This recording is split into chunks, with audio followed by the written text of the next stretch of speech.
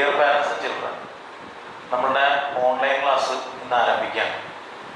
മറ്റേത് സ്ഥാപനങ്ങൾ ചെയ്യുന്നതിനേക്കാളും ആദ്യം ഇത് ചെയ്യാൻ സാധിക്കുന്നു എന്നുള്ള ഒരു അഭിമാനവും ഞങ്ങൾക്കുണ്ട്. നമുക്കെല്ലാവർക്കും അറിയാം, ഇപ്പം ഈ കൊറോണയും കോവിഡും ഒക്കെ തന്നെ ഗുരുതരമായിട്ടുള്ള പ്രശ്നങ്ങൾ ഉണ്ടായിക്കൊണ്ടിരിക്കുകയാണ്. കുട്ടികളെ തന്നെ പുറത്തു വിട്ട് എല്ലാവരും ഒരുമിച്ചിരുത്തി ക്ലാസ് എടുക്കാനായിട്ടുള്ള അനുവാദം സർക്കാരിൻ്റെ ഭാഗത്തുനിന്നില്ല. പക്ഷെ അവരുടെ അധ്യയന ദിനങ്ങൾ നഷ്ടപ്പെട്ടുകൊണ്ടിരിക്കുന്ന അധ്യയന ദിനങ്ങൾ വീണ്ടെടുക്കുന്നതിനും അവരെ ആ പഠനത്തിൻ്റെ പാതയിലേക്ക് കൊണ്ടുവരുന്നതിനും വേണ്ടിയിട്ട് ഇങ്ങനത്തെ ഒരു സംരംഭത്തിലേക്ക് നമുക്ക് പോകാതെ നിർത്തിയില്ല. പല പാരൻസിൻ്റെയും കയ്യിൽ ഫോണുകൾ കുട്ടികൾക്ക് കൊടുക്കാൻ പ്രയാസമുണ്ടെങ്കിലും ഇത് നിങ്ങൾ എപ്പോഴാണോ വീട്ടിൽ വരുന്നത് ആ സമയത്ത് അവർക്ക് 10, 20, 25 മിനിറ്റ് നിങ്ങളുടെ സ്മാർട്ട് ഫോണുകൾ കൊടുക്കുകയും പറ്റുമെങ്കിൽ ഹെഡ്സെറ്റ് ഉപയോഗിച്ചുകൊണ്ട് കേൾക്കാൻ ശ്രമിക്കുകയും ചെയ്യുക. ഇതിനെ തുടർന്ന് നമ്മളുടെ അധ്യാപകരുടെ ക്ലാസ്സുകൾ വരുന്നതാണ്. ആ ഘട്ടം ഘട്ടമായിട്ടാണ് നമ്മളത് ഇടുന്നത്. അനാവശ്യമായ നോട്ടുകളും ഫോളോ അപ്പും എല്ലാ കാര്യങ്ങളും നമ്മൾ ചെയ്യും. എക്സാം വരെ നടത്താനുള്ള പരിപാടിയുണ്ട്. ഞങ്ങളുടെ കൂടെ നിൽക്കുക. ഞങ്ങൾ നിങ്ങളുടെ കുട്ടികളെ അടുത്ത SSLC പരീക്ഷ എഴുതുന്നതിന് തികച്ചും പ്രാപ്തരാക്കും. അക്കാര്യത്തിൽ യാതൊരു സംശയവും വേണ്ട. Thank you. തുടങ്ങാം. ആദ്യമായിട്ട് ബയോളജിയുടെ ഫസ്റ്റ് ചാപ്റ്ററാണ് നമ്മൾ ഓപ്പൺ ചെയ്യുന്നത്. സെൻസേഷൻസ് ആൻഡ് റെസ്പോൺസസ് എന്ന് പറയുന്ന ഒരു അധ്യായത്തിലേക്കാണ് നമ്മൾ പോകുന്നത്. കുട്ടികൾക്ക് അറിയാം, സെൻസേഷൻസ് എന്ന് പറഞ്ഞാൽ സംവേദനം എന്നാണ്, റെസ്പോൺസസ് എന്ന് പറഞ്ഞാൽ പ്രതികരണം എന്നാണ്. തീർച്ചയായിട്ടും നമ്മുടെ ശരീരത്തിൽ ടച്ച് ഉണ്ട്, ടേസ്റ്റ് ഉണ്ട്, ഹിയർ ഉണ്ട്, അതുപോലെ സ്മെല്ല് സെൻസ് ചെയ്യാനുള്ള കപ്പാസിറ്റി നമുക്കുണ്ട്. നമ്മൾ കാണും, we are hearing, we are seeing, all these things are happening. ഇതിനൊക്കെ നമ്മളെ സഹായിക്കുന്നത് നമ്മളുടെ നെർവസ് സിസ്റ്റം ആണ്. അതിനെപ്പറ്റിയാണ് നമ്മളിവിടെ പഠിക്കാൻ പോകുന്നത്. പ്രത്യേകിച്ച് ബ്രെയിൻ ആൻഡ് സ്പൈനൽ കോഡ്, അതാണ് സെൻട്രൽ നെർവസ് സിസ്റ്റത്തിൻ്റെ അമരക്കാര്യം. അതുമായി ബന്ധപ്പെട്ട് ആദ്യം അതിൻ്റെ ബേസിലേക്കാണ് നമ്മൾ പോകുന്നത്. നിങ്ങൾക്കറിയാം, സ്റ്റിമുലി ആൻഡ് റെസ്പോൺസ്. നിങ്ങൾ 9ാം ക്ലാസ്സിൽ ബയോളജിയിൽ ഇതിനെപ്പറ്റി പഠിച്ചിട്ടുണ്ട്. സ്റ്റിമുലി എന്ന് പറഞ്ഞാൽ ജസ്റ്റ് നിങ്ങൾക്ക് മനസ്സിലാകുന്ന ഭാഷയിൽ വളരെ സിമ്പിളായിട്ട് ഞാൻ പറയാം. അതായത് നമ്മളെ ഒരാൾ തൊടുന്നു, ആ തൊടുന്ന സമയത്ത് ആ സംവേദനം, ആ സെൻസേഷൻ നമുക്കുണ്ടാവുന്നതിനെ പറ്റിയാണ് ഞാനിവിടെ പറയുന്നത്. ആ സെൻസേഷൻ എന്ന് പറഞ്ഞിട്ടുണ്ടെങ്കിൽ തൊട്ട് കഴിഞ്ഞാൽ ആ തൊടുന്ന ഇമ്പൾസ് ഇവിടെ ഇങ്ങനെ ട്രാവൽ ചെയ്തിട്ട് നമ്മളുടെ ബ്രെയിനിലേക്ക്, അല്ലെങ്കിൽ ബ്രെയിനിന്റെ കണ്ടിന്യൂവേഷൻ ആയിട്ട് വെർട്ടിബൽ കോളനി നട്ടലിൻ്റെ ഉള്ളിലൂടെ പോകുന്ന സ്പൈനൽ കോഡിലേക്ക് ആ ഒരു സെൻസേഷൻ ഒരു ഇമ്പൾസ് ആയിട്ട് ചെല്ലണം. ഓക്കെ, ആ ചെല്ലുന്ന ഇമ്പൾസ് തൊട്ടിട്ടേ ഉള്ളൂ. ഇനി നമ്മൾ അതിനോട് റെസ്പോണ്ട് ചെയ്യണം. ഒന്നില്ലെങ്കിൽ നമ്മൾ ഇങ്ങനെ തിരിഞ്ഞു നോക്കും, റിട്ടേൺ ബാക്ക്, അല്ലെങ്കിൽ നമ്മൾ ഏതെങ്കിലും തരത്തിൽ റിയാക്ട് ചെയ്യും. അതാണ് റെസ്പോൺസ്. ഇപ്പൊ സ്റ്റിമുലി എന്ന് പറഞ്ഞാൽ, അല്ലെങ്കിൽ ഉദ്ദീപനം എന്ന് പറഞ്ഞാൽ അവിടെ ടച്ചാണ്. നമ്മളുടെ റെസ്പോൺസ് എന്ന് പറഞ്ഞാൽ, നമ്മുടെ പ്രതികരണം എന്ന് പറഞ്ഞാൽ നമ്മൾ എങ്ങനെ റിയാക്ട് ചെയ്യുന്നു അതാണ്. അതുപോലെ തന്നെ എന്തെങ്കിലും തരത്തിലുള്ള ഒരു അരോമാറ്റിക് പാർട്ടിക്കിൾസ്, അല്ലെങ്കിൽ ഈ മണം അറിയുന്നുള്ള, ഗന്ധം അറിയുന്നുള്ള എന്തെങ്കിലും സംഭവം, ഒരു പൂവിന്റെ സുഗന്ധം, അത് നമ്മുടെ മൂക്കിലേക്ക് വരികയാണെങ്കിൽ അതിനെ നമുക്ക് അവിടെ സ്റ്റിമുലി എന്ന് പറയാം. ആ സ്റ്റിമുലിയുടെ ഭാഗമായിട്ട് നമ്മുടെ മൂക്കിൽ പ്രത്യേക ഗ്രാഹികൾ അല്ലെങ്കിൽ റെസിപ്റ്റേഴ്സ് ഉണ്ട്. ആ റെസിപ്റ്റേഴ്സ് സ്റ്റിമുലേറ്റ് ചെയ്യും. ആ സ്റ്റിമുലേഷൻ അവിടെ നിന്ന് മൂക്കിന്റെ നാടി, അല്ലെങ്കിൽ ഘ്രാണഗ്രാഹിയായിട്ടുള്ള ഘ്രാണനാടി, അതുവഴി നമ്മുടെ സെർബ്രത്തിലേക്ക് അല്ലെങ്കിൽ തലച്ചോറിലേക്ക് ചെല്ലും. തലച്ചോറ് അവിടെ നിന്ന് ഗന്ധം അനുഭവവേദ്യമാക്കുന്നതിന് we can sense this smell, understand. അപ്പൊ അതിനുള്ള ഒരു സൗകര്യം ഉണ്ടാക്കുന്നു. ഇതാണ് അടുത്ത ഒരു സ്റ്റിമുലി റെസ്പോൺസിന് എക്സാമ്പിൾ ആയിട്ട് പറയുന്നത്. ഇങ്ങനെയുള്ള സ്റ്റിമുലി റെസ്പോൺസും എന്താണ് നിങ്ങൾ സസ്യങ്ങളുടെ പഠിച്ചതാണ്. പലതരത്തിലുള്ള ട്രോപ്പിക് മൂവ്മെന്റ്സ്, ഹൈഡ്രോട്രോപ്പിസം, ആക്ടോട്രോപ്പിസം, phototropism, geotropism, all these tropic movements you are studying in the 9th standard. അപ്പൊ ഇവിടെ നമുക്ക് 2 തരം സ്റ്റിമുലി ഉണ്ട്. ഒന്ന് എക്സ്റ്റേണൽ സ്റ്റിമുലി, അടുത്തത് ഇന്റേണൽ സ്റ്റിമുലി. എക്സ്റ്റേണൽ സ്റ്റിമുലിയുടെ എക്സാമ്പിൾസ് ആണ് സാറൊക്കെ നിങ്ങളോട് പറഞ്ഞു തന്നത്. ഏതൊക്കെയാണ്? ടച്ച് അതിനൊരു ഉദാഹരണമാണ്. ടച്ച് എന്ന് പറഞ്ഞാൽ സ്പർശം, നമ്മളെ തൊടുന്നു, അതാണ് സ്റ്റിമുലി. റെസ്പോൺസിനെ പറ്റിയും പറഞ്ഞു. ഈ സ്പർശത്തിന്റെ ഭാഗമായിട്ട് ഒരു ഇമ്പൾസ് ഉണ്ടാവുകയും അത് നമ്മുടെ ബ്രെയിനിലേക്ക് ചെല്ലുകയും നമ്മുടെ ബ്രെയിൻ നമ്മളോട് റെസ്പോണ്ട് ചെയ്യാൻ, എങ്ങനെ പ്രതികരിക്കണം എന്ന് നമ്മളോട് ആവശ്യപ്പെടുകയും ചെയ്യും. റെസ്പോൺസ് ചെയ്താണെന്ന് പലതരത്തിൽ വരാം. അതാണ് അങ്ങനെ ക്വസ്റ്റ്യൻ മാർക്ക് ഇട്ടിരിക്കുന്നത്. റെസ്പോണ്ട് ചെയ്യുന്നു. ഇതാണ് പുറത്തുള്ള സ്റ്റിമുലിയാണ്. അതുകൊണ്ടാണ് നമ്മൾ എക്സ്റ്റേണൽ സ്റ്റിമുലി എന്ന് പറയും. പുറത്തുള്ള സ്റ്റിമുലിയാണ് എക്സ്റ്റേണൽ സ്റ്റിമുലി. അതുപോലെ ഇന്റേണൽ സ്റ്റിമുലി ഉണ്ട്. ഇന്റേണൽ സ്റ്റിമുലിക്ക് ഉദാഹരണം ഏതാണ്? നമുക്ക് വിശക്കുന്നു അല്ലെ, യു ഫീൽ ഹങ്കർ. അപ്പൊ നമുക്ക് വിശക്കുന്ന സമയത്ത് സ്വാഭാവികമായിട്ട് ആ വിശപ്പിനെ നമുക്ക് എന്ത് പറയാം? സ്റ്റിമുലി എന്ന് പറയാം. അതിനോട് how do we respond to that stimuli? We take food അല്ലെ, നമ്മൾ ആഹാരം കഴിക്കുന്നു. അപ്പൊ നമ്മൾ ആ സ്റ്റിമുലിയോട് റെസ്പോണ്ട് ചെയ്യുന്നു. അപ്പോൾ നമ്മുടെ വിശപ്പ് മാറുന്നു. അതുപോലെ തന്നെ നമുക്ക് തേഴ്സ്റ്റ് ഉണ്ടാവും. തേഴ്സ്റ്റ് എന്താണ്? ദാഹം. ദാഹം ഉണ്ടാകുന്ന സമയത്ത് സ്വാഭാവികമായിട്ടും ഇതുപോലെ നമ്മൾ അത് സ്റ്റിമുലിയാണ്. ആ സ്റ്റിമുലിയോട് നമ്മൾ എങ്ങനെ റെസ്പോണ്ട് ചെയ്യും? നമുക്ക് വെള്ളം കുടിക്കും, റെസ്പോണ്ട് ചെയ്തു. ഇതാണ് സ്റ്റിമുലി റെസ്പോൺസും. ഇത് പുറമേ ഉള്ളതിനെ നമ്മൾ എക്സ്റ്റേണൽ സ്റ്റിമുലി എന്നും അകമേ ഉള്ളതിനെ നമ്മൾ ഇന്റേണൽ സ്റ്റിമുലി എന്നുമാണ് പറയുന്നത്.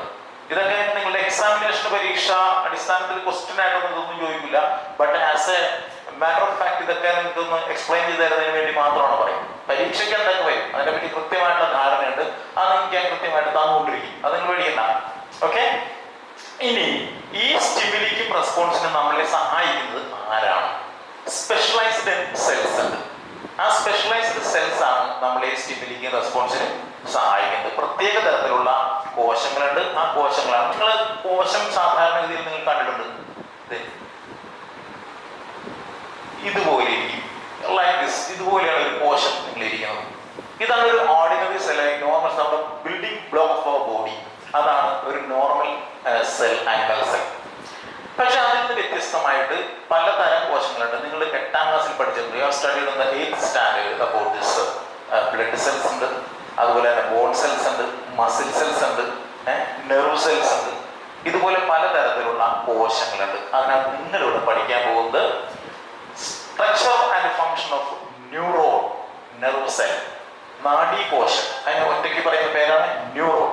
ആ ന്യൂറോണിനെ പറ്റിയാണ് നമ്മൾ ഈ പഠിക്കാൻ പോകുന്നത്. ഈ ന്യൂറോൺ ആണ് നമ്മളിപ്പോ നേരത്തെ പറഞ്ഞു, നമ്മളിവിടെ ഒരു ടച്ച് എന്ന് പറയുന്ന ഒരു സെൻസേഷൻ ഉണ്ടായി.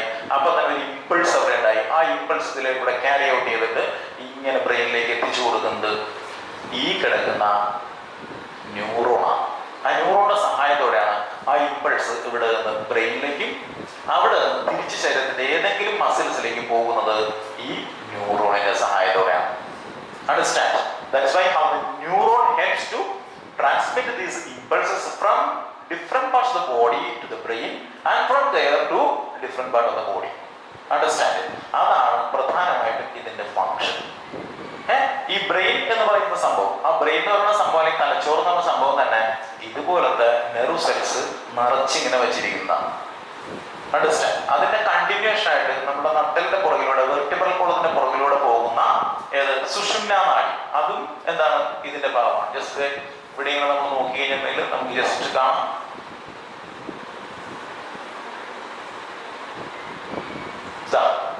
ഇതുപോലെ നിങ്ങൾക്ക് കാണാം. ഇവിടെ ഇങ്ങനെ വെർട്ടിബ്രൽ കോളം, നട്ടല് പ്രൊട്ടക്ട് ചെയ്യാണ്. ഈ പിൻഭാഗത്തൂടെ പോകുന്ന ഈ സുഷുമ്ന അല്ലെങ്കിൽ സ്പൈനൽ കോഡിനെ നമ്മളുടെ വെർട്ടിബ്രൽ കോളം അല്ലെങ്കിൽ നട്ടല് പ്രൊട്ടക്ട് ചെയ്യുന്നു. ഇത് നമ്മളുടെ തലച്ചോറിന്റെ ഭാഗമായിട്ട് പിൻവശത്തൂടെ പോകുന്നതാണ്. അപ്പൊ ഈ തലച്ചോറ് അല്ലെങ്കിൽ ബ്രെയിനും അതിന്റെ കണ്ടിന്യൂഷൻ ആയിട്ട് മെഡുല്ല ഒബ്ലോങ്കേറ്റയുടെ കണ്ടിന്യൂഷൻ ആയിട്ട് വെർട്ടിബ്രൽ കോളത്തിലൂടെ പോകുന്ന സ്പൈനൽ കോഡും, അത് രണ്ടുമാണ് ഈ സെൻട്രൽ നെർവസ് സിസ്റ്റത്തിന്റെ ഏറ്റവും പ്രധാനപ്പെട്ട ഘടകങ്ങൾ. അതാണ് നമ്മൾ ഈ അധ്യായത്തിൽ പ്രധാനമായിട്ടും പഠിക്കുന്നത്. അപ്പൊ നമ്മൾ പറഞ്ഞ പോലെ എക്സ്റ്റേണൽ ആൻഡ് ഇന്റേണൽ സ്റ്റിമുലി എന്താണെന്ന് പറഞ്ഞു, അതിന്റെ റെസ്പോൺസ് എന്താണെന്ന് പറഞ്ഞു. അത് they are controlled by nervous system. Nervous സിസ്റ്റമാണ്. All these functions are controlled by nervous system അല്ലെങ്കിൽ നാഡീവ്യവസ്ഥ. നാഡീവ്യവസ്ഥയാണ് ഇതിനെ കൺട്രോൾ ചെയ്യുന്നത് എന്ന് പ്രത്യേകം ശ്രദ്ധിക്കണം. നാഡീവ്യവസ്ഥ, അതിന്റെ ഒരു സ്ട്രക്ചർ, ഇതാണ് ഇത് എക്സാമുമായി ബന്ധപ്പെട്ട വളരെ പ്രധാനപ്പെട്ട ഒരു ടോപ്പിക്കിലേക്കാണ് നമ്മൾ ഇനി കടക്കുന്നത്. നാഡീവ്യവസ്ഥയുടെ നെർവസ് സിസ്റ്റത്തിന്റെ നിങ്ങൾക്ക് ഇവിടെ ഒരു സ്ട്രക്ചർ കാണാൻ സാധിക്കും. ഒരു ന്യൂറോൺ ഇവിടം വരെ എടുത്താൽ മതി കേട്ടോ. ഇത് നോക്കണ്ട, ഇത് നമുക്ക് വേറൊരു കാര്യത്തിനോട് എഴുതിയിട്ടിരിക്കുന്നത്. ഇവിടെ കിടക്കട്ടെ. ഇത്രയും ഇതാണ് ന്യൂറോണിന്റെ structure. As you can see, this neuron has different parts. ഈ ന്യൂറോണിന് വിവിധ ഭാഗങ്ങളുണ്ട്. This hair like structure, you can see all these structures. This is known as dendrite. Dendrite is the part which receives the impulse. നമ്മുടെ ഇമ്പൾസിനെ അല്ലെങ്കിൽ നമ്മുടെ ആവേഗത്തെ സ്വീകരിക്കുന്ന ഭാഗമാണ് dendrite എന്ന് പറയുന്ന ഈ നാരുകൾ. അവിടെ നിന്ന് as a continuation of the dendrite, dendron, all these known as dendron. Dendron. You can see dendron. This dendron carry these impulses from the dendrite to the cell body. This is the cell body. You can see the nucleus here. This is the nucleus. This is the cell body. Cell body. Understand? Cell body. കോശ ശരീരം എന്ന് പറയും. ഒരു കോശത്തിന് ഒരു ശരീരമുണ്ട്. ആ കോശ ശരീരം അതിനകത്താണ് എല്ലാ കാര്യങ്ങളും ക്യാരി ഔട്ട് ചെയ്യുന്ന സൈറ്റോപ്ലാസം ഉണ്ട്, ന്യൂക്ലിയസ് ഉണ്ട്, മറ്റുള്ള നിങ്ങൾ നേരത്തെ അറിയാവുന്ന പോലെ എൻഡോപ്ലാസ്മിക് റെറ്റിക്കുലം, ഗോൾഗി ബോഡീസ്, അതുപോലെ mitochondria, all these are here. Understand? അപ്പൊ ഈ സെൽ ബോഡി എന്ന് പറയുന്നത് ഇതാണ്. അപ്പൊ dendrite receive impulse and this impulse is carried to the cell body through this dendron. Understand? Dendrite, dendron, two parts. And from the cell body to the outside, പുറത്തേക്ക് പോകണം. ഈ message അല്ലെങ്കിൽ ഇമ്പൾസിനെ carry out ചെയ്യുന്ന പുറത്തേക്ക് cell ബോഡിയിൽ നിന്ന് പുറത്തേക്ക് വലിച്ചുകൊണ്ട് പോകുന്ന ഭാഗമാണ് ഏറ്റവും പ്രധാനപ്പെട്ട ആക്സോൺ.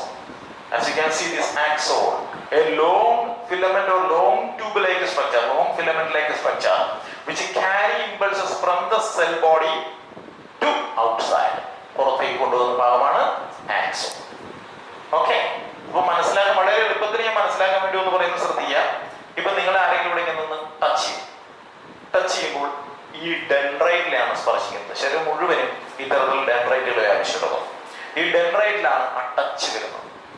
ഓക്കെ, ഡെൻഡ്രൈറ്റിൽ ടച്ച് വരുമ്പോൾ ഡെൻഡ്രൈറ്റ് ആ ഇമ്പൾസിനെ, ആ വേഗത്തെ, നിങ്ങളുടെ സ്പർശത്തെ സ്വീകരിക്കും. എന്നിട്ട് എന്ത് ചെയ്യും? ഈ ഡെൻഡ്രോണിലൂടെ സെൽ ബോഡിയിലേക്ക് കൊണ്ടുപോകും. ആ ഡെൻഡ്രോൺ അതിനെ വലിച്ച് ഈ ആക്സോൺ അതിനെ വലിച്ച് പുറത്തേക്ക് കൊണ്ടുപോകും. എന്നിട്ട് അത് ആക്സോണൈറ്റ് എന്ന് പറയുന്ന ആക്സോണിന്റെ ഭാഗം, അപ്പൊ നിങ്ങൾക്ക് കാണാം, ശ്രദ്ധിക്കാൻ പഠിക്കാൻ വേണ്ടി, ഡെൻഡ്രോൺ അതിന്റെ ചെറിയ ചെറിയ ഭാഗങ്ങൾ ഡെൻഡ്രൈറ്റ് എന്ന് പറഞ്ഞ പോലെ, ആക്സോൺ എന്ന് പറയുന്ന ലോങ് ഫിലമെന്റ് ലൈക്ക് സ്ട്രക്ചറിന്റെ ബ്രാഞ്ചസ്, ആ ബ്രാഞ്ചസ് ആണ് ഏത്? ആക്സോണൈറ്റ്. ആക്സോണൈറ്റ് ആണ് അതിന്റെ ബ്രാഞ്ച് ലൈക്ക് സ്ട്രക്ചർ.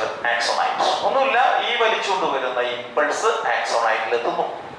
ഓക്കെ, ആക്സോണൈറ്റിന്റെ എൻഡിലായിട്ട് നിങ്ങൾക്ക് ഇതുപോലത്തെ മുട്ട് പോലത്തെ അല്ലെങ്കിൽ നോബ്, കേനോബി എന്നാണ് നമ്മുടെ റേഡിയോയുടെയും ടിവിയുടെയും പഴയ ടിവിയുടെ ഇങ്ങനെ തിരിക്കുന്ന നോബിലെ ആ നോബ് പോലത്തെ പാർട്സ് നിങ്ങൾക്ക് ഇവിടെ കാണാം.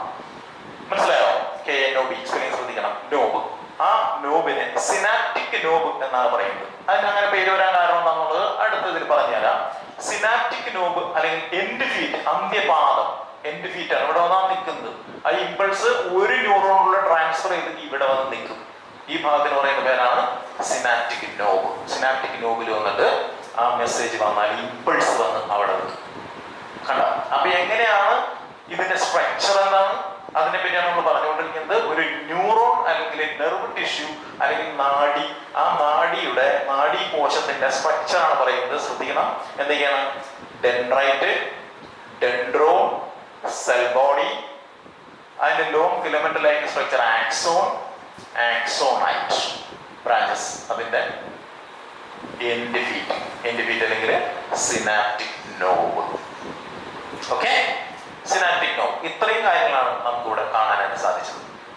ഇനി ഒരു കാര്യം കൂടി നിങ്ങളോട് ഓർമ്മപ്പെടുത്താനുണ്ട്.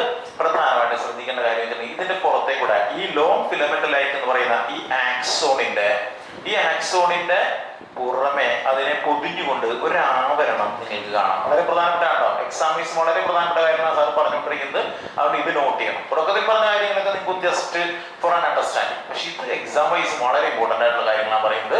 അപ്പൊ അത് ശ്രദ്ധിക്കണം. എന്താണ് ഈ ലോങ് ഫിലമെന്റ് ലൈക്ക് ആക്സോണിന്റെ ജോലി എന്താണ്? ആക്സോൺ ക്യാരി ഇമ്പൾസസ്, ഈ സെൽ ബോഡിയിലേക്ക് വന്നിരിക്കുന്ന ഇമ്പൾസിനെ ഇവിടെ നിന്ന് ക്യാരി ഔട്ട്സൈഡ്, പുറത്തേക്ക് വെച്ചിട്ട് പോകുന്ന ജോലിയാണ് ആക്സോണിനുള്ളത്. ഓക്കെ, അങ്ങനെയുള്ള ആക്സോണിനെ പൊതിഞ്ഞിരിക്കുന്ന ഒരു ലിപ്പിഡ് എന്ന കൊഴുപ്പ്, നിങ്ങൾ ഒന്നാം ക്ലാസ് പഠിച്ചാണ്. ലിപ്പിഡ് അല്ലെങ്കിൽ കൊഴുപ്പ് കല്ലുകൾ കൊണ്ടാണ് ആവരണം ചെയ്തിരിക്കുന്നത്. ഇതിങ്ങനെ ആവരണം ചെയ്ത് പൊതിഞ്ഞിരിക്കുക. എന്തിന്? ആക്സോണിനെ. ഓക്കെ, ഈ പൊതിഞ്ഞിരിക്കുന്ന ലിപ്പിഡിന്റെ പേര്, അതിന്റെ പ്രത്യേകതരം പേരാണ് ആ സെല്ലിന് മൈലിൻ. കണ്ടോ? മൈലിൻ ഷീത്ത് എന്ന് പറഞ്ഞാൽ SHEATH സ്പെല്ലിംഗ് ശ്രദ്ധിക്കണം. എന്ത് പഠിക്കണം സ്പെല്ലിംഗ് ശ്രദ്ധിക്കണം കേട്ടോ. മൈലിൻ ഷീത്ത്, MYELIN സ്പെല്ലിംഗ് എല്ലാം നന്നായി ശ്രദ്ധിക്കണം. എന്ത് പഠിച്ചു സ്പെല്ലിംഗ്, ചിലത് സിമ്പിൾ സ്പെല്ലിംഗ് ആയിരിക്കും, ചിലത് നിങ്ങൾക്കറിയാം സയന്റിഫിക് വേർഡുകളായതുകൊണ്ട് അതിന്റെ സ്പെല്ലിങ്സ് എല്ലാം വ്യത്യാസം ഉണ്ടാവും. അതും കൂടി പഠിച്ചു വേണം പോകാനായിട്ട് എഴുതുമ്പോ. അപ്പൊ മൈലിൻ ഉറ അല്ലെങ്കിൽ മൈലിൻ ഷീറ്റ് എന്നറിയപ്പെടുന്ന കൊഴുപ്പ് നിറഞ്ഞിരിക്കുന്ന ഒരു ചർമ്മമുണ്ട്, അതിനിങ്ങനെ കവർ ചെയ്തിരിക്കാം. എന്തിനാണ്? ഈ ലോങ് ട്യൂബിലേക്ക് ഫിലമെന്റിലേക്ക് ആക്സോണിനെ പൊതിഞ്ഞിരിക്കുന്നത് ആരാണ്? മൈലിനാണ്. മൈലിൻ ഉറയാണ്, ലിപ്പിഡാണ് അത്. ആ കോശങ്ങൾക്ക് പ്രത്യേക പേരുണ്ട്, ഷ്വാൻ സെൽസ്. ഷ്വാൻ കോശങ്ങൾ എന്നറിയപ്പെടുന്ന കോശങ്ങൾ കൊണ്ടാണ് എന്ത് ഈ മൈലിൻ ഉറ എന്നറിയപ്പെടുന്ന വെളുത്ത് മിനുസമുള്ള, അതിന്റെ പ്രത്യേകത അതാ, അത് വൈറ്റ് ആണ്, ഷൈനി വൈറ്റ് കളറാണ് ഈ മൈലിൻ ഷീറ്റിന്. ഷൈനി വൈറ്റ് കളറാണ് ആ മൈലിൻ ഷീറ്റിന് എന്നുള്ള കാര്യം നമ്മൾ ഒരിക്കലും മറക്കരുത്. ആ മൈലിൻ ഷീറ്റ് ആക്സോണിനെ പൊതിഞ്ഞിരിക്കുന്നു. ഓക്കെ, പക്ഷെ ഇവിടെ usually you can see this cell body. Cell body has no covering of this white, shiny white myelin sheath. ഇതിന്റെ കവറിങ് സെൽ ബോഡിയിൽ ഇല്ല. അതുകൊണ്ട് ഈ സെൽ ബോഡി ചാര നിറത്തിലാണ് കാണപ്പെടുക, ആഷ് കളറാണ്. അതുകൊണ്ട് അതിനെ നമ്മൾ ഗ്രേ മാറ്റർ എന്ന് പറയും. ഗ്രേ മാറ്റർ എന്നാണ് നമ്മൾ പറയുന്നത്. ശ്രദ്ധിക്കണം, എന്തിനാണ് പറയുന്നത്?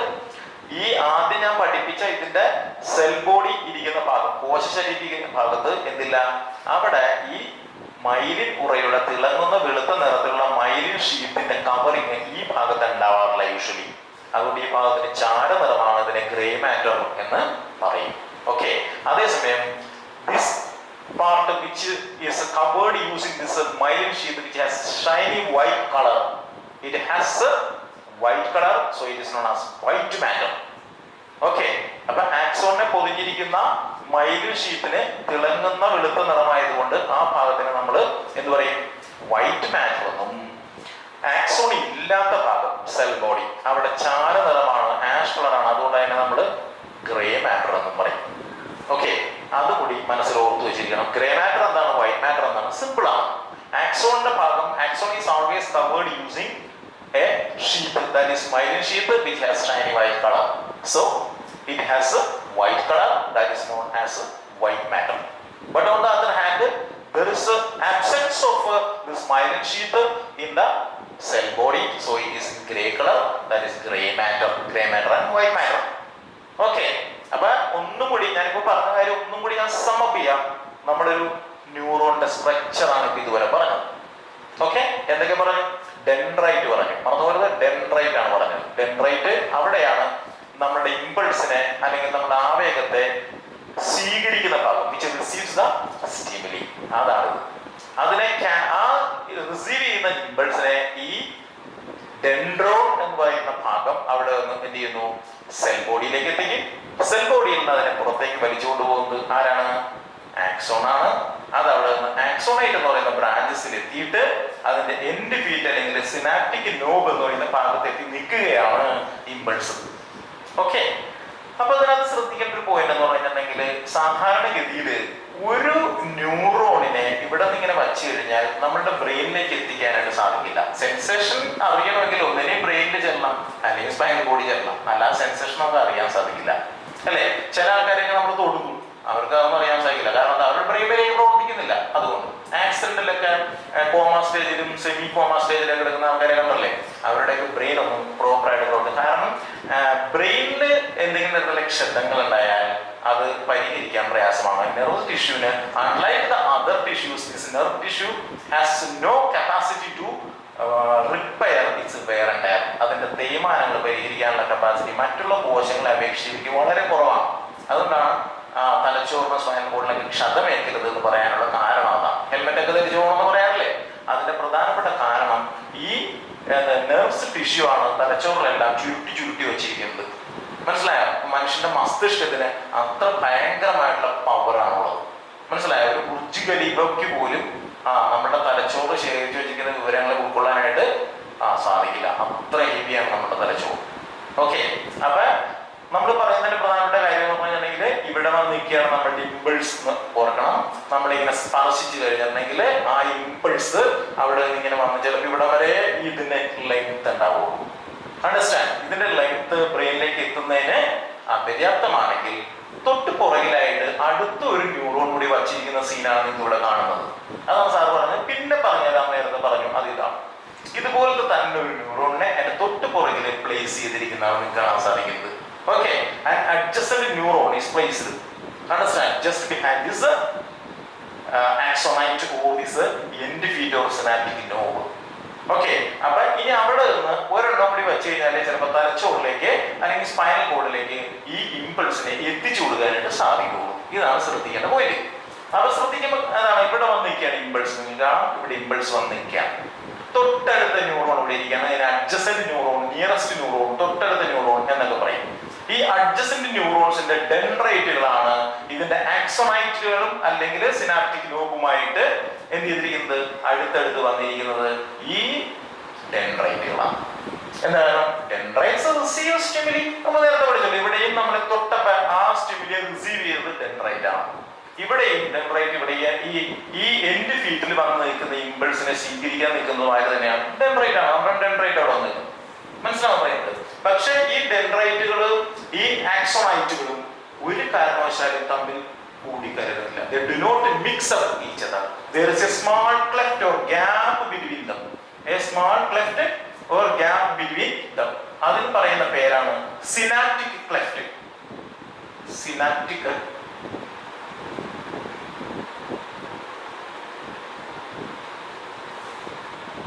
cleft, CLFT, cleft. വിടവെന്നർത്ഥം. Understand? There is a small cleft between this axonite. Axonite അകത്ത് എൻഡിഫീറ്റ് ഉണ്ട്. അത് നിങ്ങൾ you should bear in mind. Axonite and dendrite, there is a small cleft. ഒരു ചെറിയ ഗ്യാപ്പ് അല്ലെങ്കിൽ ചെറിയൊരു വിടവുണ്ട്. ആ വിടവിനെ പറയുന്ന പേരാണ് സിനാപ്റ്റിക് ക്ലെഫ്റ്റ്. ഈ സിനാപ്റ്റിക് എന്ന പദം എന്താണ്? സിനാപ്റ്റിക് നോബ്, സിനാപ്റ്റിക് ക്ലെഫ്റ്റ് എന്നൊക്കെ നിങ്ങൾ ഇപ്പോൾ കേട്ടു. ഇങ്ങനെ ഒരു ആക്സോണൈറ്റും ഒരു ഡെൻഡ്രൈറ്റും തമ്മിൽ ചേർന്ന് വന്നിരുന്ന ജംഗ്ഷൻ, ആ ജംഗ്ഷന് പറയുന്ന പേരാണ് സിനാപ്സ്. ഓക്കെ, ആ ജംഗ്ഷൻ പറയുന്ന പേരെന്താണ്? സിനാപ്സ് എന്നാണ് ജംഗ്ഷൻ പറയുന്ന പേര്. Okay, where one axonite and one dendrite meets. Meets എന്ന് അറിയാലോ, they do not mix up or meet each other, but there is a small cleft between them. That cleft is known as synaptic cleft. Why it is known as synaptic cleft? Because this junction is known as synapse. So that cleft is known as synaptic cleft. And these knobs are known as synaptic knob. ശരിക്കും usually ഇതിനെ നമ്മൾ ശരിക്കും പറഞ്ഞ ഒരു pre synaptic knob. ഈ synapse അല്ലെങ്കിൽ junction തുടങ്ങുന്നതിന് തൊട്ട് മുമ്പ് നിൽക്കുന്ന നോബ് ആയതുകൊണ്ട് നമ്മൾ പ്രീ സിനാപ്റ്റിക് നോബ് എന്നാണ് ശരിക്കും ഇതിനെ പറയുന്നത്. പിന്നെ ടെക്സ്റ്റുകൾ ഇങ്ങനെ റിവൈസ് ചെയ്യുമ്പോൾ പല പദങ്ങളും വിട്ടുകളയാം. നമുക്ക് നല്ല പ്രോപ്പർ അണ്ടർസ്റ്റാൻഡിങ്ങിന് വേണ്ടിയിട്ടുള്ള കാര്യങ്ങൾ ചിലപ്പോൾ കിട്ടിയെന്നില്ല. അതാണ് വിഷയം നോക്കാം. അപ്പൊ അതിനെ പ്രീ സിനാപ്റ്റിക് നോബ് എന്ന് പറയുന്നത് സിനാപ്സ് അല്ലെങ്കിൽ ജംഗ്ഷന് എന്താണ് ജംഗ്ഷൻ മനസ്സിലായില്ലേ? ഒരു ആക്സോണൈറ്റും ഒരു ഡെൻഡ്രൈറ്റും ചേരുന്ന ഭാഗമാണ് ഇവിടെ സിനാപ്സ്. ആ സിനാപ്സിന് തൊട്ട് മുമ്പുള്ള ഭാഗത്തിന് നമ്മള് എന്താ പ്രീ അല്ലെ, ആ പ്രീ സിനാപ്റ്റിക് നോബാണ് ശരിക്കും ഈ കിടക്കുന്നത് പ്രീ സിനാപ്റ്റിക് നോബ്. ആ ജംഗ്ഷന് പറയുന്ന പേര് എന്താണ്? സിനാപ്സ്. ഓക്കെ, ആ സിനാപ്സിന്റെ ഇടയിലുള്ള ഗ്യാപ്പിനെ പറ്റി പറഞ്ഞു. എന്താണ്? two neurons do not mix or meet each other, but there is a small gap or a cleft between them. അതിനെ നമ്മൾ സിനാപ്റ്റിക് ക്ലെഫ്റ്റ് അല്ലെങ്കിൽ സിനാപ്റ്റിക് വിടവ് എന്നാണ് പറയുന്നത്. ഇതിന്റെ മലയാള synapse, synaptic, ആക്സോണൈറ്റ്, dendrite, myelin sheet, ഇതൊക്കെ അതേ ഷീറ്റിന് കൂടാന്ന് പറയും. ഇത്ര വ്യത്യാസമായിട്ട് മലയാളത്തിൽ വരുള്ളൂ. ഓക്കെ, അപ്പൊ ഇതാണ് സിനാപ്റ്റിക് ക്ലെഫ്റ്റ്. അപ്പൊ ഇനി എങ്ങനെയാണ് how this message or impulse which reaches this end field is released into this adjacent neuron. അതാണ് നമുക്ക് നോക്കണ്ടായി. അതിനകത്ത് ഈ എൻഡ് ഫീൽഡിൽ വന്ന് നിൽക്കുന്ന ഈ മെസ്സേജ് ഇങ്ങോട്ടേക്ക് പോകുന്നത് പരസ്പരം സ്പർശിച്ചിട്ടല്ല. As I already told you, there is no connection between them. അപ്പൊ എന്ത് ചെയ്യുന്നു? ഇവിടെ ഒരു കെമിക്കൽ ഈ വന്ന് നിൽക്കുന്ന എൻഡ് ഫീൽഡിൽ നിന്നും ഈ ഇമ്പൾസ് ആണ് അവിടെ വന്നിരിക്കുന്നത്. ഈ ഇമ്പൾസ് ഒരു കെമിക്കലായിട്ട് ഇങ്ങോട്ടേക്ക് വീഴും. എങ്ങോട്ടേക്ക്? ഈ സിനാപ്റ്റിക് ക്ലെഫ്റ്റ് അല്ലെങ്കിൽ സിനാപ്റ്റിക് വിടവിലേക്ക് ഒരു കെമിക്കൽ സെക്രേറ്റ് ചെയ്യുക അല്ലെങ്കിൽ സ്രവിക്കുക എന്ന് പറയും. മനസ്സിലാവുന്നത്? അതിനെ നമ്മൾ പറയുന്ന പേരാണ് ന്യൂറോ ട്രാൻസ്മിറ്റർ. ന്യൂറോ ട്രാൻസ്മിറ്റർ എന്നാണ് പറയുന്നത്. ന്യൂറോ മീൻസ് നിങ്ങൾക്കറിയാം നെർവോസെല്ലുമായി ബന്ധപ്പെട്ടതാണ്. ന്യൂറോളജി, ന്യൂറോ സർജൻ എന്ന് കേട്ടില്ലേ നിങ്ങൾ? തലച്ചോറിനെ, സ്പൈനൽ കോഡിനെ, നാഡികളും ശരീരത്തിൽ മൊത്തം വ്യാപിച്ചിരുന്ന നാഡികളുമായി ബന്ധപ്പെട്ട കാര്യങ്ങളെ പറ്റി പഠിക്കുന്ന ആളാണ് ന്യൂറോ സർജൻ എന്നൊക്കെ പറയുന്നത് അല്ലെ. അപ്പൊ അതുകൊണ്ട് ന്യൂറോ എന്ന് പറഞ്ഞാൽ നെർവുമായി ബന്ധപ്പെട്ടാണ്. ട്രാൻസ്മിറ്റ് ചെയ്യാന്ന് പറഞ്ഞാൽ പാസ് ചെയ്യുക, ഒരു സ്ഥലത്ത് മറ്റേ സ്ഥലത്തേക്ക് കൊടുക്കുക. ഓക്കെ, അപ്പൊ ഈ ന്യൂറോ ട്രാൻസ്മിറ്റർ നമുക്കറിയാം നമ്മുടെ ശരീരം നമ്മൾ കമ്മ്യൂണിക്കേറ്റ് ചെയ്യും. മലയാളവും സംസ്കൃതവും ഇംഗ്ലീഷൊക്കെ പറഞ്ഞാൽ അങ്ങോട്ടോട് കമ്മ്യൂണിക്കേറ്റ് ചെയ്യും. ചിലപ്പോൾ തോന്നി ജസ്റ്റേഴ്സ് ഒക്കെ ഉണ്ട് അല്ലെ, പലതരത്തിലുള്ള ജസ്റ്റേഴ്സ് ഒക്കെ ഉണ്ട് നമുക്ക് മനസ്സിലാവും. പക്ഷെ ഇവിടെ ശരീരം കമ്മ്യൂണിക്കേറ്റ് ചെയ്യുന്നത് ചില രാസവസ്തുക്കളുടെ സഹായത്തോടെയാണ്. ഈ രാസവസ്തുക്കളെ നമ്മൾ കെമിക്കൽസ് എന്ന് പറയും. ഓക്കെ, അത് നാഡീകോശങ്ങളിലൂടെ സംവേദനം നടത്താൻ ഉപയോഗിക്കുന്നുണ്ട്. അതിനെ നമ്മൾ എന്താ പറയും? ന്യൂറോ കെമിക്കൽ ട്രാൻസ്മിറ്റർ എന്നോ കെമിക്കൽ ന്യൂറോ ട്രാൻസ്മിറ്റർ എന്നോ നമുക്ക് വേണമെങ്കിൽ പറയാം. ട്രാൻസ്മിറ്റർ എന്നാൽ ട്രാൻസ്മിറ്റ് വെച്ചാൽ മെസ്സേജ് കൈമാറുക. അപ്പൊ അങ്ങനത്തെ ഒരു രാസീയ നാടീയ പ്രേക്ഷകം മലയാളത്തിൽ പറയുകയാണെങ്കിൽ. കെമിക്കലാണ്, അതുകൊണ്ട് രാസീയം. ന്യൂറോ ആയി ബന്ധപ്പെട്ടതാണ്, അതുകൊണ്ട് നാടീയം. പ്രേക്ഷണം ചെയ്യുക എന്ന് പറഞ്ഞാൽ ഒരു സ്ഥലത്ത് മറ്റൊരു സ്ഥലത്തേക്ക് കൈമാറുക, അതിനെ ട്രാൻസ്മിറ്റ് ചെയ്യുക എന്ന് പറയും നമ്മൾ. അപ്പൊ ന്യൂറോ കെമിക്കൽ ട്രാൻസ്മിറ്റർ ഇങ്ങോട്ടേക്ക് റിലീസ് ചെയ്യും. നമുക്ക് കാണാൻ പറ്റില്ല, അതൊക്കെ അവരുടെ ഭാഷയാണ്. മനസ്സിലാവുന്നത്? അങ്ങനെ ഒരു കെമിക്കൽ ന്യൂറോ ട്രാൻസ്മിറ്റർ ഇങ്ങോട്ടേക്ക് റിലീസ് ചെയ്ത് കഴിഞ്ഞാൽ എങ്ങോട്ടേക്ക്, ഈ സിനാപ്റ്റിക് ക്ലഫ്റ്റ് അല്ലെങ്കിൽ ആ വിടവിലേക്ക് റിലീസ് ചെയ്യുമ്പോൾ ഈ ഡെൻഡ്രൈറ്റുകൾ സ്റ്റിമുലേറ്റ് ചെയ്യും. ഡെൻഡ്രൈറ്റുകൾക്ക് മനസ്സിലായി ആ കെമിക്കൽ ന്യൂറോ ട്രാൻസ്മിറ്ററിൽ നിന്ന് ഇവിടെ നിന്ന് ടച്ചിന്റെ ഒരു സംവേദനമാണ് നടന്നിരിക്കുന്നതെന്ന് ആർക്ക് മനസ്സിലായി? ഇവിടുത്തെ ഡെൻഡ്രൈറ്റ് മനസ്സിലായി. ഡെൻഡ്രൈറ്റ് സ്റ്റിമുലേറ്റ് ചെയ്യും, ഇവിടെ നിന്ന് ഈ ഇമ്പൾസിനെ അബ്സോർബ് ചെയ്യും. ഓക്കെ, ഇനി ഇത് ഇവിടെ നിന്ന് പോയിട്ട് എവിടെയാണ്? തലച്ചോറിലേക്ക് പോകേണ്ടതാണെങ്കിൽ തലച്ചോറ് ബ്രെയിനിലേക്ക് ചെല്ലും. അവിടെയുള്ള സെൽസിന് ഈ സന്ദേശം കൈമാറും. ഓക്കെ, അങ്ങനെയാണ് ഇതിലൂടെ മെസ്സേജസ് ട്രാൻസ്ഫർ ചെയ്ത് പോകുന്നത്. അത് പ്രത്യേകം ശ്രദ്ധിക്കണം. അപ്പൊ സാധാരണ ഇതിൽ ഈ കെമിക്കൽ ന്യൂറോ ട്രാൻസ്മിറ്റർ രാസീയ നാടീയ ആവേഗം എന്ന് നമ്മൾ പറഞ്ഞു, അത് പല ടൈപ്പ് ഉണ്ട്. നമ്മൾ യൂഷ്വലി പഠിക്കുന്നുണ്ടെങ്കിൽ ഇപ്പൊ ഡോപ്പാമൈൻ അല്ലെങ്കിൽ അസറ്റൈൽ കൊളൈൻ, ഇതൊക്കെ ചില എന്തിന്റെ ന്യൂറോ ട്രാൻസ്മിറ്ററുകളുടെ ഇത് കോമൺ നെയിമാണ്. നാടീയ രാസീയ ആവേഗം എന്ന് പറയും നമ്മൾ. പിന്നെ ഇപ്പൊ നമ്മൾ പറയില്ലേ, ആണെന്നും പെണ്ണെന്നും പറയും, മനുഷ്യൻ എന്ന് പറയും, അല്ലെങ്കിൽ പുരുഷൻ സ്ത്രീ എന്നൊക്കെ പറയും. പക്ഷെ ഒരു പേരുണ്ടാവും അല്ലെ, മനു എന്നോ രജനി എന്നോ രാധ എന്നൊക്കെ പേരുണ്ടാവും. അതുപോലെ ഈ ന്യൂറോ ട്രാൻസ്മിറ്ററിന് പ്രത്യേക തരം പേരുകളുണ്ട്. ഡോപ്പാമൈൻ എന്നോ അസറ്റൈൽ കൊളൈൻ എന്നൊക്കെ പറയുന്ന പേര്. ഈ പേരുകൾ നിങ്ങൾ ഓർത്ത് ടെക്സ്റ്റ് കൂടെ തന്നെയാണ്. വെറുതെ അവരെന്തെങ്കിലും എടുത്ത് പോയി കഴിഞ്ഞാൽ നിങ്ങൾ കേൾക്കാതെ പോലെ ഇരുന്നറിയുന്നത്. അതിനുവേണ്ടിയാണ് ഇതെല്ലാം നിങ്ങളെ പരിചയപ്പെടുന്നത്. അപ്പൊ ഡോപ്പാമൈൻ, അസറ്റൈൽ കൊളൈൻ എന്നൊക്കെ പറയുന്ന ന്യൂറോ ട്രാൻസ്മിറ്ററുകൾ ഇതിനകത്തേക്ക് സെക്രേറ്റ് ചെയ്യും അല്ലെങ്കിൽ സ്രവിക്കും. അപ്പോൾ ഇത് ഡെൻഡ്രൈറ്റിനെ സ്റ്റിമുലേറ്റ് ചെയ്യും. ആ സ്റ്റിമുലേഷൻ ഇവിടെ നിന്ന് അടുത്ത ഡെൻഡ്രോൺ വഴി സെൽ ബോഡിയിൽ വരും, ആക്സോൺ വലിച്ചുകൊണ്ട് പോകും. അങ്ങനെ കൊണ്ടുപോയി എവിടെ കൊടുക്കും? ബ്രെയിനിലാണ് കൊടുക്കുന്നുണ്ടെങ്കിൽ ബ്രെയിൻ കൊടുക്കും. സെൻട്രൽ നർവസ് സിസ്റ്റത്തിന്റെ കേന്ദ്രം ബ്രെയിനും അതിനെ കണ്ടിന്യൂഷൻ ആയിട്ട് വെർട്ടിബ്രൽ കോളത്തിലൂടെ പോകുന്ന സ്പൈനൽ കോഡുമാണ്. അപ്പൊ അതിനകത്ത് ഈ സന്ദേശങ്ങൾ എത്തിച്ചു കൊടുക്കുമ്പോ ഇതേപോലെ തന്നെ ഒരു വയറ് അവിടെ നിന്ന് ശരീരത്തിന്റെ ഏത് ഭാഗത്തേക്കും കിട്ടുന്നുണ്ട്. അപ്പൊ ബ്രെയിൻ അവിടെ നിന്ന് കൊടുക്കുന്ന ഇൻസ്ട്രക്ഷൻ എന്താണ്? ആ ഇൻസ്ട്രക്ഷൻ ശരീരത്തിന്റെ ഭാഗത്തേക്ക് വരും. ചിലപ്പോ ഇനി ഉദാഹരണത്തിന് ടച്ചാണ് കൊടുത്തിരിക്കുന്നത്, ഈ ഇമ്പൾസ് ബ്രെയിനിൽ ചെന്നു. എന്ത് ചെയ്യണം നമ്മൾ? എന്താണ് ചോദിക്കും. ചോദിക്കണമെങ്കിൽ ഇവിടെയുള്ള മസിലുകൾക്ക് നിർദ്ദേശം കിട്ടണം. എന്നാലാണ് ഇങ്ങനെ തല അനങ്ങുള്ളൂ അല്ലേ? അപ്പൊ ഈ മസിലുകൾക്ക് ഇവിടെ മാത്രമല്ല, സാധാരണ പഠിക്കാൻ വേണ്ടി പറഞ്ഞാൽ പലതും കണ്ണിന്റെ ഫേഷ്യൽ ഇവിടെ എല്ലാം അതിന്റെ സിസ്റ്റം വരും, അതിനുള്ള നിർദ്ദേശങ്ങൾ വരും. അപ്പൊ നമ്മൾ എന്താണ് റെസ്പോണ്ട് ചെയ്യും? ആ സ്റ്റിമുലിയോട് നമ്മൾ റെസ്പോണ്ട് ചെയ്യുമ്പോഴാണ് മറ്റുള്ളവർക്ക് കാര്യങ്ങൾ മനസ്സിലാകുന്നത്. തലച്ചോറുന്നാവില്ല. അതുപോലെ ഇതുപോലെ തന്നെ വയറ് അവിടെ നിന്ന് ഇങ്ങോട്ടേക്കും ഇട്ടിരിക്കുന്നു. ഓക്കെ, അത് മറന്നു പോകരുത്. എന്താണ്? ഈ ശരീരത്തിന്റെ ഭാഗത്ത് നിന്ന് മറന്നു പോകരുത്. Don't forget it. എന്താണ്? നമ്മുടെ ഈ ബോഡി പാർട്ടിൽ നിന്ന് നമ്മുടെ ബ്രെയിനിലേക്ക്, ബ്രെയിനിൽ നിന്ന് ഇതിനൊക്കെ റെസ്പോൺസ് വേണ്ടേ? ചലനം വേണം. ആ റെസ്പോൺസ് അല്ലെങ്കിൽ പ്രതികരണം വേണം. ആ പ്രതികരണത്തിന് വേണ്ടി ശരീരത്തിന്റെ എല്ലാ ഭാഗത്തേക്കും വയറുകൾ തിരിച്ചു വിട്ടിട്ടുണ്ട്. അതിനെപ്പറ്റി നിങ്ങൾ ഓർത്തു വെച്ചിരിക്കണം. കാരണം അത് അടുത്ത ഇതിൽ പറയുമ്പോൾ അതെന്താണെന്ന് അറിയണം. ഇങ്ങനെയാണ് ട്രാൻസ്ഫർ നടക്കുന്നത്. ഓക്കെ, ഇനി ഒരു കാര്യം സാർ പറഞ്ഞോട്ടെ. ഇവിടെ ഒരു മൈലിൻ ഉറയെ പറ്റി പറഞ്ഞു. ഈ ആക്സോണിനെ പൊതിഞ്ഞിരിക്കും. ആക്സോണിനെ എന്തിനാ പൊതിയണമെന്ന് അറിയാമോ? ഞാൻ നേരത്തെ നിങ്ങളോട് പറഞ്ഞു, ഇതിന് എന്തെങ്കിലും തരത്തിലുള്ള താടനങ്ങൾ, ക്ഷതങ്ങൾ പറ്റിക്കഴിഞ്ഞാൽ അത് റിപ്പയർ ചെയ്യാനായിട്ട് പെട്ടെന്ന് സാധിക്കില്ല. അതുകൊണ്ട് അതിനെ പ്രൊട്ടക്ട് ചെയ്യുന്ന ഒരു ഫംഗ്ഷൻ പ്രധാനമായിട്ട് വേറെ ഫംഗ്ഷൻ ഒക്കെ ഉണ്ട്. അതിനുവേണ്ടിയാണ് ഈ ഉറ കൊണ്ട് കൊഴുപ്പ് നിറഞ്ഞ ഷ്വാൻ സെൽസ്, ഷ്വാൻ സെൽസ് അല്ലെങ്കിൽ ഷ്വാൻ കോശങ്ങൾ കൊണ്ടുള്ള മൈലിൻ ഉറ. എന്താണെന്ന് ചോദിച്ചാൽ കൊഴുപ്പാണ്, ലിപ്പിഡ് ടിഷ്യൂ ആണ്, കൊഴുപ്പാണ്. അതുകൊണ്ടുള്ള ഒരുതരം ഷൈനി വൈറ്റ് കളറുള്ള ടിഷ്യൂ ആക്സോണിനെ പൊതിഞ്ഞിരിക്കുന്നു, ആവർത്തിച്ച് പൊതിഞ്ഞിരിക്കുന്നു. ഓക്കെ, അപ്പൊ ഈ ആക്സോണിനെ പൊതിഞ്ഞിരിക്കുന്ന ഈ മൈലിൻ ഉറ. ഓക്കെ, ഈ മൈലിൻ ഉറ അതിന്റെ ഫംഗ്ഷൻ ഏറ്റവും പ്രധാനമായിട്ട് മൈലിൻ ഷീത്തിന്റെ ഫംഗ്ഷൻ. പക്ഷെ എപ്പോഴും ചോദിക്കുന്ന ക്വസ്റ്റൻ ആണ്, മൈലിൻ ഷീത്തിന്റെ ഫംഗ്ഷൻ എന്താ? Okay, provide oxygen. O2 എന്ന് പറഞ്ഞ ഓക്സിജൻ ആണ്. ഓക്സിജൻ ആൻഡ് ന്യൂട്രിയൻസ് ആണ് പോഷണം. ഈ പോകുന്ന ആക്സോണിന് ആവശ്യമായിട്ടുള്ള ഓക്സിജനും ന്യൂട്രിയൻസും കൊടുക്കുന്നത് ആരാണ്? മൈലിൻ ഷീറ്റാണ്. മാത്രമല്ല ആക്സിലറേറ്റ് ഇമ്പൾസസ്. ആക്സിലറേഷൻ എന്ന് പറഞ്ഞാൽ നിങ്ങൾക്കറിയാം, നിങ്ങൾ ഫിസിക്സിലൊക്കെ പഠിച്ചിട്ടുണ്ട്. വണ്ടിയിലൊക്കെ ആക്സിലറേറ്റർ ഉണ്ട്. എന്താണ്? വേഗത കൂട്ടുക, അത്ര ഉണർത്തും. മനസ്സിലായി? Increase the speed of impulses. ഇതിലൂടെ ആവേഗം, ഇമ്പൾസ് എന്നാണ് ആവേഗം, മറന്നു വരുന്നത്. ഇമ്പൾസ് എന്ന് പദം പറഞ്ഞത് IMPULS, ഇമ്പൾസ്. ആ ആവേഗം ആക്സോണിലൂടെ കടന്നു പോകുമ്പോൾ accelerate impulses act as an electric insulator. Insulator എന്ന് പറഞ്ഞാൽ ഇതിലൂടെ പോകുന്ന ഇമ്പൾസിന്റെ പ്രത്യേകത ഇലക്ട്രിക് ഇമ്പൾസ് ആണ് പോകുന്നത്, അല്ലെങ്കിൽ വൈദ്യുത ആവേഗങ്ങളാണ് ഇതിലൂടെ കടന്നു പോകുന്നത്. അതിനെപ്പറ്റി നമ്മൾ പറയും, അതെങ്ങനെയാണ് കടന്നു പോകുന്നത് നമ്മൾ പറയും കേട്ടോ. അപ്പൊ ഇതിലൂടെ കടന്നു പോകുന്ന ഈ ഇലക്ട്രിക് ഇമ്പൾസിനെ അതിന്റെ ഒരു ഇൻസുലേറ്റർ. ഇൻസുലേറ്റർ പറയാൻ വയറൊക്കെ നിങ്ങൾ കണ്ടല്ലേ, ചെമ്പിന്റെ കമ്പി അലൂമിനിയത്തിന്റെ കമ്പി ഇങ്ങനെ പൊതിഞ്ഞുകൊണ്ട് നമ്മുടെ വീട്ടിൽ ഇലക്ട്രിഫിക്കേഷൻ നടത്തിയിരിക്കുന്ന വയറാണല്ലേ, അതുപോലെ act as an electric insulator, ഒരു ഇലക്ട്രിക് ഇൻസുലേറ്റർ ആയിട്ട് പ്രവർത്തിക്കുന്നു. അതുപോലെ protect axon from external shocks. External ആണ് പുറമെ, ബാഹ്യം.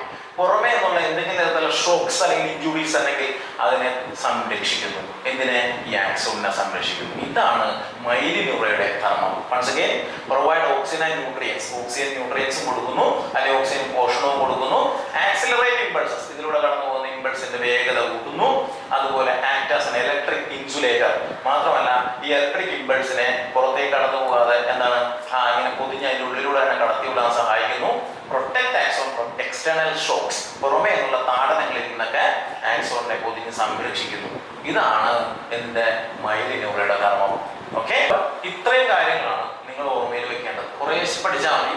ആ പഠിക്കുന്ന കാര്യങ്ങൾ തീർച്ചയായിട്ടും നോട്ട്ബുക്ക് ഒക്കെ എടുത്തു വെച്ച് ഇത് ഭംഗിയായിട്ട് നോക്കി നോട്ട് എഴുതാനുള്ള എഴുതുക. നോട്ട് വേണമെങ്കിൽ വേറെ അഡീഷണൽ തരാം. എന്നിരുന്നാലും നിങ്ങൾക്ക് പഠിക്കാൻ ഇതിൽ തന്നെ പഠിക്കും. ഇങ്ങനെയൊക്കെ പഠിക്കുന്നതാണ് ഏറ്റവും ബെറ്റർ. മനസ്സിലാവും പറയുന്നത്.